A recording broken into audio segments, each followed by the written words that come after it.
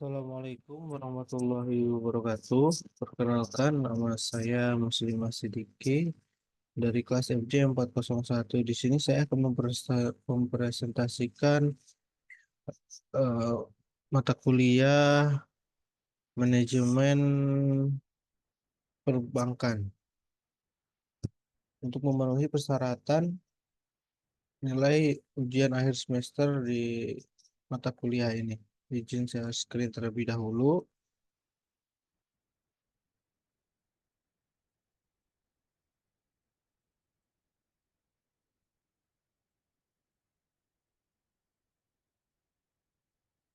Baik, di sini saya mengambil topik dua yaitu kasus perbankan, yaitu kasus raibnya deposito Rp 110 miliar, nasabah menduga ada pemufakatan jahat di BNI.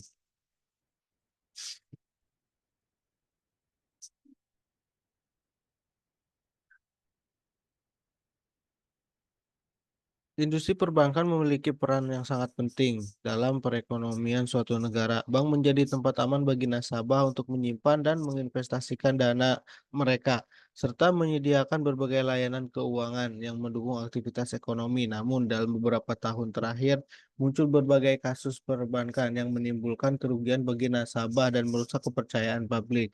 Salah satu kasus yang sangat menarik perhatian yaitu salah satunya adalah kasus raibnya deposito Rp 110 miliar sehingga cukup merugikan berbagai pihak dan meninggalkan nasabah dan kehilangan besar dan rasa ketidakpastian yang besar. Maksud dan tujuan. Adapun tujuan yang ingin dicapai adalah untuk mengetahui faktor-faktor penyebab bisa terjadinya kasus raib deposito dengan angka yang cukup besar ini, yaitu di angka Rp 110 miliar, juga mengetahui kronologi yang sebenarnya. Faktor penyebab. Yang pertama ada kelemahan sistem keamanan. Kasus raibnya deposito dan dugaan pemufakatan jahat di BNI menyoroti adanya kelemahan dan sistem pengamanan yang dapat memungkinkan terjadinya penyalahgunaan dan kehilangan dana nasabah. Yang kedua, kerentanan internal bank. Kasus raibnya deposito dan dugaan pemufakatan jahat di BNI menunjukkan adanya kerentanan internal dalam bank tersebut. Kerentanan internal ini merujuk pada kelemahan dalam sistem proses atau tindakan di dalam bank yang dapat dimanfaatkan oleh individu atau kelompok untuk melakukan tindakan penyalahgunaan dan merugikan nasabah.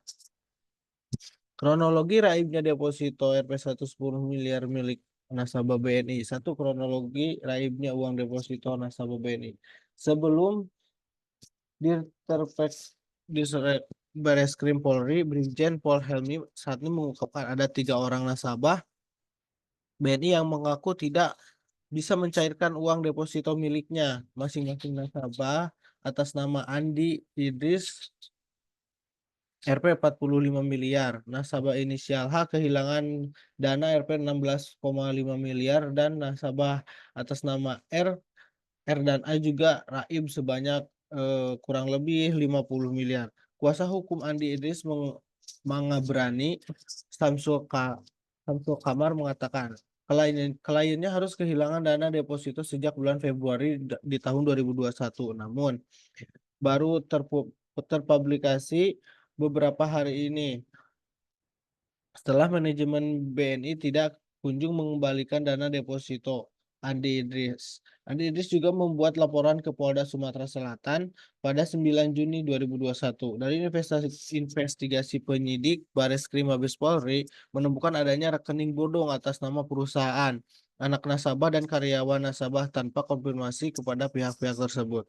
Samsul mengatakan hal itu merupakan pelanggaran SOP dan bentuk kejahatan perbankan yang merugikan nasabah.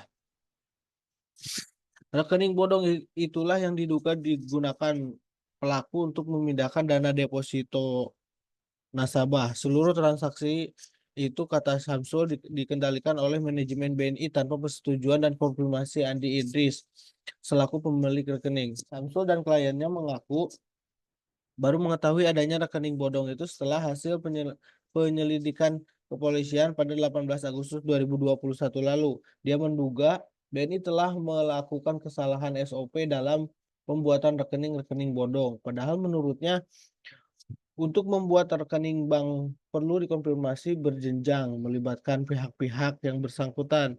Oleh sebab itu, Samsul menyebut adanya pelanggaran ini begitu terstruktur dan sistematis.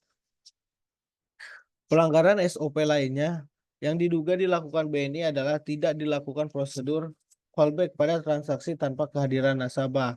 Ini yang menjadi penyebabnya salah satu pemicu pembobolan deposito tersebut. Pembuatan buku tabungan, kartu ATM, serta transaksi penarikan dan pemindahan buku melebihi limit transaksi bank. Itu yang dikatakan oleh kuasa hukumnya Andi Idris.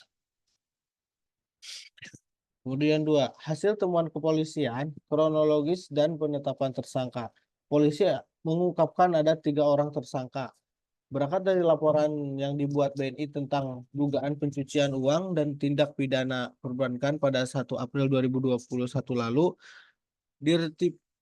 Dirtipedeksus Bareskrim Polri, Brigjen Pol Helmi Santika mengatakan pihak kepolisian telah menetapkan tersangka berinisial MBS yang merupakan oknum pegawai BNI Makassar dan akan ditahan selama 20 hari ke depan untuk mendalami kasus dugaan penggelapan dana nasabah sebesar Rp 45 miliar.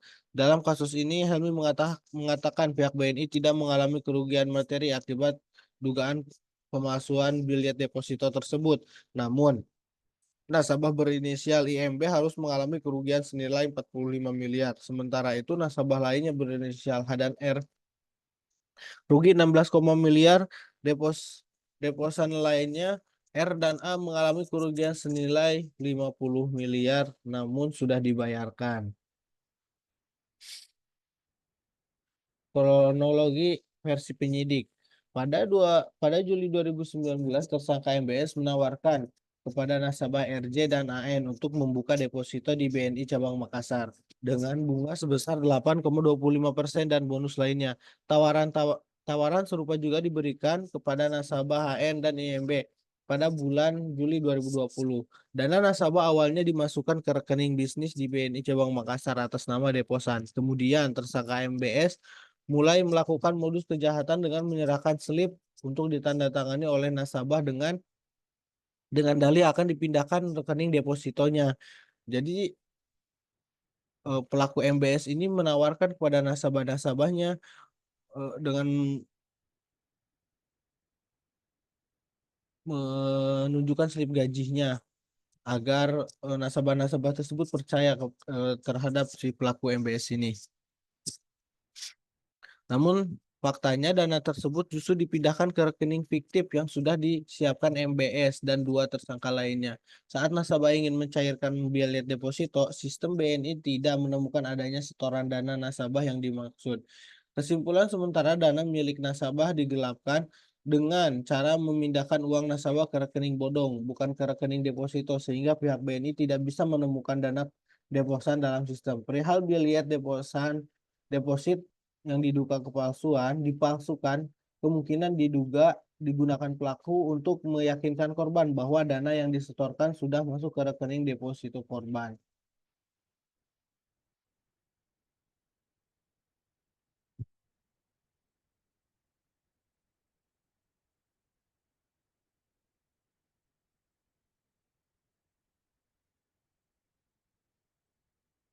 Adapun kesimpulannya, kasus raibnya deposito dan dugaan pemufakaan jahat di BNI mengungkapkan kerentanan dalam sistem pengamanan bank dan potensi risiko penyalahgunaan dana nasabah. Dalam mengatasi kasus ini perlu diperkuat sistem pengamanan bank termasuk proteksi data, pengawasan internal yang lebih ketat, teori kejahatan dan korporasi relevan dan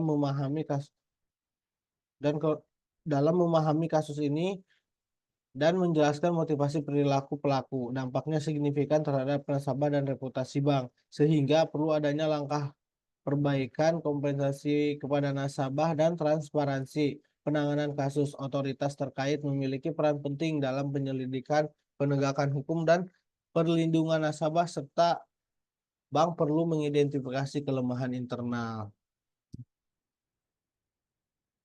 Terima kasih. Terima kasih. Mungkin itu yang dapat saya presentasikan di mata kuliah manajemen perbankan ini terkait kasus raibnya deposito Rp 110 miliar.